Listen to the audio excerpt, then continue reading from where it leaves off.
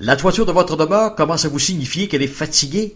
Faites affaire avec des spécialistes. Toiture Gilles Veilleux Limité. On fait des toitures de tout genre. N'oubliez pas que l'estimation est gratuite. Toiture Gilles Veilleux Limité fait partie de l'Association des maîtres couvreurs du Québec. Pour de l'information, vous composez le 276-1783. Se sentir bien dans son foyer avec une toiture en bon état, c'est l'affaire de Toiture Gilles Veilleux Limité de Dolbeau-Mistassini qui vous incite à l'achat chez nous. Car si vous faites des achats chez nous, vous préservez des emplois chez nous. Il y avait une conférence de presse importante à Montréal aujourd'hui où on annonçait le report du combat entre Jean-Pascal et Tavares Cloud. Ce qu'on a appris, c'est que Jean-Pascal était blessé à 3 endroits, blessure à l'index du doigt et également un claquage à la cuisse. Et question d'en savoir davantage, on rejoint notre collaborateur Bernard Barré. Salut Bernard. Bonjour Danny. Bernard, c'est décevant pour les amateurs de boxe, mais il faut se dire que ce n'est que partie remise. C'est super décevant. On rêvait tous à ça. On avait un programme exceptionnel, surtout 2 grands combats là, avec Jean-Pascal et Adonis Stevenson en demi-finale. Et là, malheureusement, cette blessure-là, subie il y a quelques semaines, on voyait, nous, jour après jour, au gymnase, en bas de nos bureaux, on voyait que Jean peinait, il était là, il était au travail, il était en bonne condition physique, mais malheureusement, il avait beaucoup de difficultés avec sa main droite. À un moment donné, il y a eu un claquage à une jambe, ça a duré quelques jours, mais ça s'est replacé. Mais là, de penser d'arriver avec une blessure avec un champion du monde comme Tavares Cloud, qui a une fiche de 24 victoires, aucune défaite, 19 victoires par knockout, qui s'est battu 5 fois combat de championnat du monde, qui est invaincu, donc qui a du pitbull dans le nez. Ben, envoyer Jean-Pascal se battre avec une main douteuse, la main droite, donc beaucoup de difficultés à se faire respecter, ça aurait été, je crois, selon moi, suicidaire. Donc, il a fallu convaincre Jean contre lui-même, contre son gré, que c'était mieux pour sa santé, c'était mieux pour sa performance, pour sa réputation, de ne pas embarquer sur le ring handicapé avant même que la cloche sonne. Surtout que vous avez l'expérience. Par le passé, vous avez fait un peu, je me rappelle, le combat le plus mémorable, c'était Eric Lucas contre Danny Green. Eric était blessé, vous aviez pris la chance, puis finalement la chance a mal tourné. Donc certainement qu'Yvon Michel, là, il a appris par son expérience aussi, là. Ben, tu sais, on fait affaire avec un jeune boxeur, là. Jean-Pascal, il a pas encore 30 ans, il était champion du monde, il a une grosse réputation, il a beaucoup de partisans. Sa carrière est loin d'être finie, mais il faut pas faire en sorte, justement, qu'il perde des plumes dans une bataille contre où il aurait de l'info. Donc, on veut s'assurer que lui va avoir tous les outils. On est convaincu sur papier que Jean-Pascal peut battre Tavares Cloud, mais il peut le battre s'il a tous les outils en main quand le combat va commencer, ce qui n'était pas le cas. Et c'est pour ça que le docteur Fontaine a été d'un précieux apport. C'est le médecin de notre organisation. Et lui a dit, je peux pas cautionner ça, d'envoyer Jean, parce qu'il est sur le bord de la fracture. Et éventuellement, dès que ça va cogner dur, c'est ce qui va arriver. Et on l'a vu contre Adrien Diacono se battre à un bras pendant une bonne partie du combat à cause qu'il avait l'épaule disloquée. Et tout le monde, on filait tous mal avec ça. On veut pas revivre la même situation, là. OK, effectivement. Puis j'ai pas trop misé avec Showtime.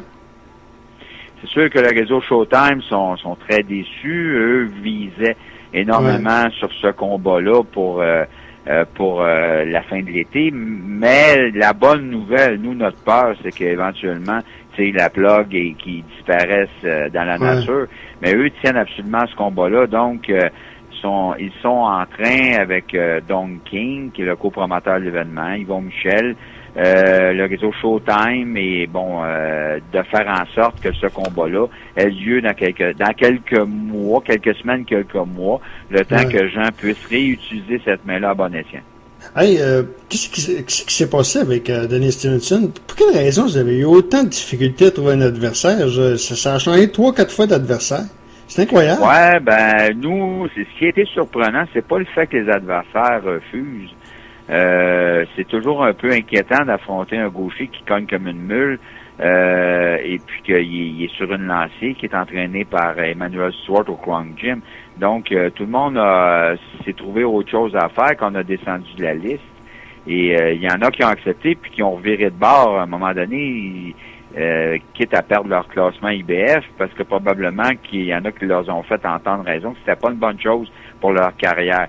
Fait qu'on a descendu la liste. Stevenson qui est deuxième, on sait que c'est un combat pour avoir la position privilégiée de premier aspirant au titre de Carl Froch. Et là, on s'est rendu jusqu'au 11e avant que Donovan George, lui, accepte. Mais Donovan George, c'est un dur de Chicago qui, lui, avait déjà, avec son organisation, souhaité que ça descende jusqu'à lui parce que lui, il avait déjà signifié dès le départ qu'il était prêt. Il dit, si vous vous rendez jusqu'à moi, comptez sur moi le contrat, là, envoyez-moi-le, m'a le signé. Lui, il voit une opportunité là exceptionnelle quand tu es classé 11e puis tu as l'opportunité de monter premier juste avec une victoire. Donc, lui, il est prêt à prendre cette chance-là, surtout que George est considéré comme un boxeur qui a une bonne claque.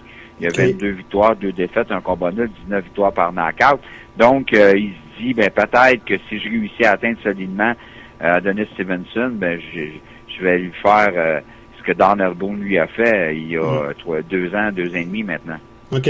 Joachim Sin, lui, va remonter sur le ring en septembre. Et ça, c'est une belle visibilité pour Joachim sur HBO en sous-carte du combat de Sergio Martinez et Julio César Chavez. Ça va être un combat qui va être un des combats les plus, je dirais, courus de l'année. Donc, c'est une belle visibilité pour Joachim Sin. Oui, lui aussi, il est très chanceux parce que d'être sur ce gars-là fait en sorte qu'il y a une grande visibilité, puis peut-être un éventuel opposant optionnel au vainqueur de Martinez contre Chavez et contre Matthew McLean. Ça va être une bonne bataille. C'est un boxeur anglais d'origine irlandaise qui est un bagarreur, qui avait donné tout un combat à Sergio Martinez.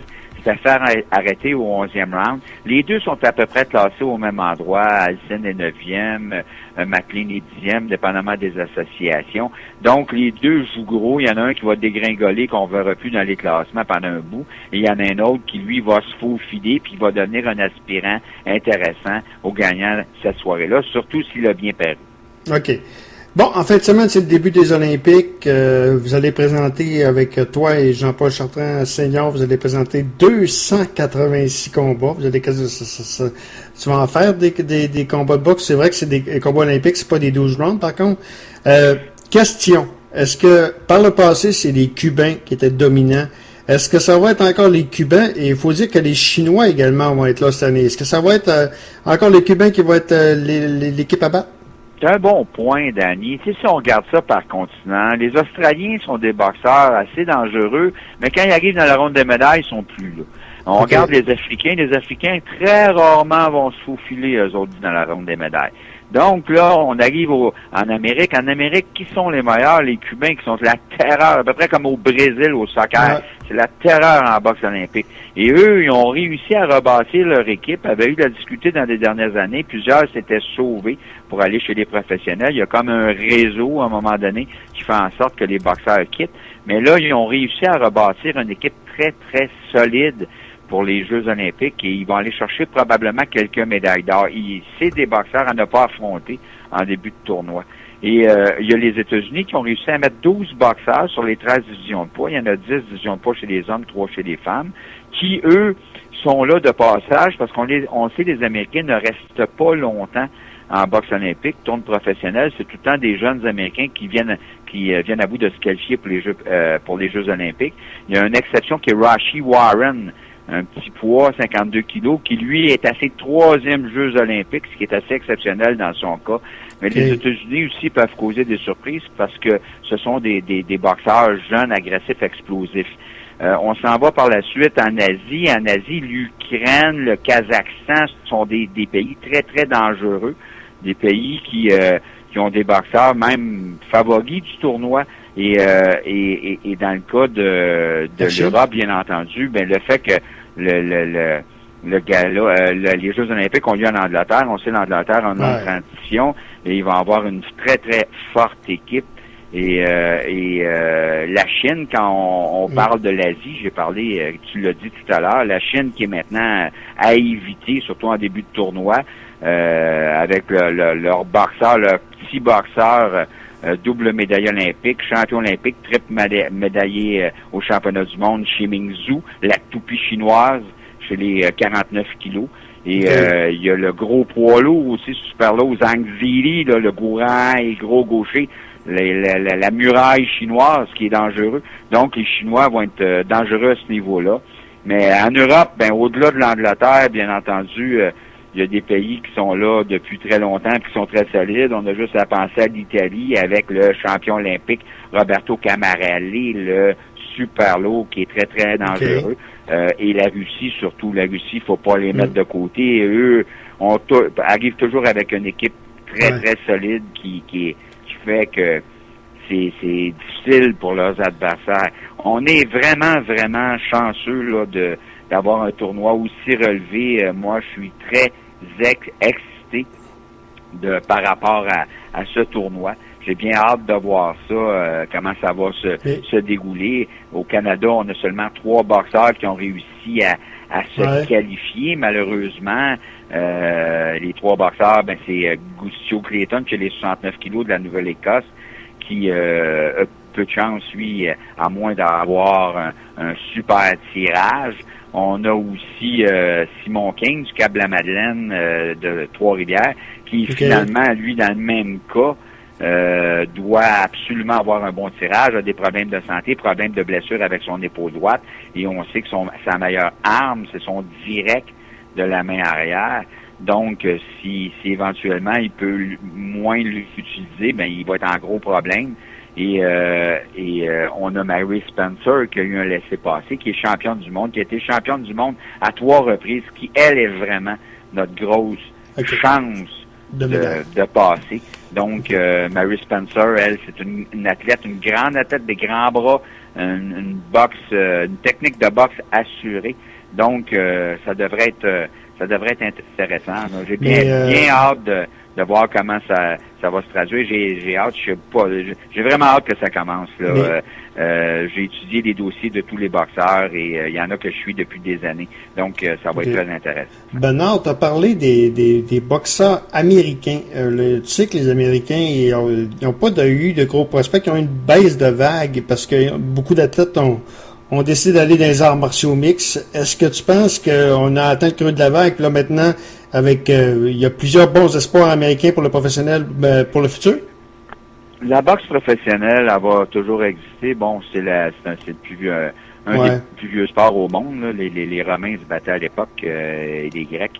Donc, ça va toujours être là et ça suscite toujours une grande popularité chez les jeunes.